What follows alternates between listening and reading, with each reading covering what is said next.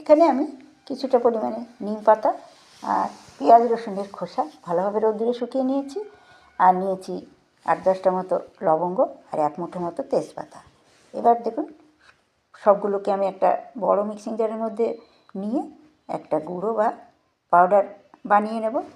তারপরে আমি চলে যাব গ্যাসে একটা পাত্রে আমার কাছে কিছুটা পুরনো মোমবাতি ছিল, সেটাকে আমি জ্বালিয়ে নিলাম। নিয়ে দেখুন তার মধ্যে আবার আমি মিশিয়ে দিলাম সেই পরিমাণে সর্ষের তেল। ভালোভাবে গরম করে নিয়ে এর মধ্যে আমি অ্যাড করে দেব সেই গুঁড়ো, দিয়ে একটু ফুটে উঠলেই গ্যাসটাকে বন্ধ করে দেব।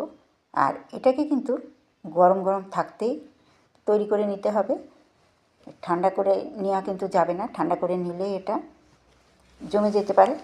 দেখুন আমি কিভাবে তৈরি করে নিচ্ছি। আমার কাছে একটা কাঠের তক্তা ছিল, সেই তক্তার উপরে আমি এটা গরম থাকতে থাকতেই এইভাবে ছোট ছোট করে বাতাসার আকারে ছড়িয়ে দিলাম আর রোদ্দুরে ভালোভাবে শুকিয়ে নেব। নমস্কার, আজকে আমি শেয়ার করছি দেখুন মশা তাড়ানোর ধূপ।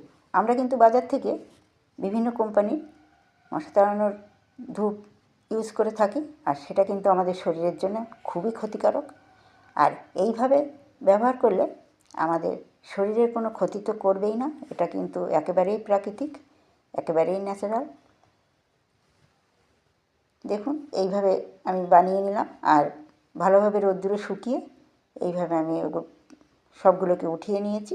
এবার আমি আপনাদের দেখিয়ে দেব যে কীভাবে ইউজ করব। আমি একটা মাটির পাত্র নিয়েছি, তার মধ্যে একটা দানা নিলাম, নিয়ে দেখুন আগুন ধরিয়ে দিলাম, দিয়ে এবার আগুনটাকে নিভিয়ে দেব। দিয়ে যে একটা ধোঁয়া হবে, এতে কিন্তু ঘরের সব মশামাছি দূর হয়ে যাবে।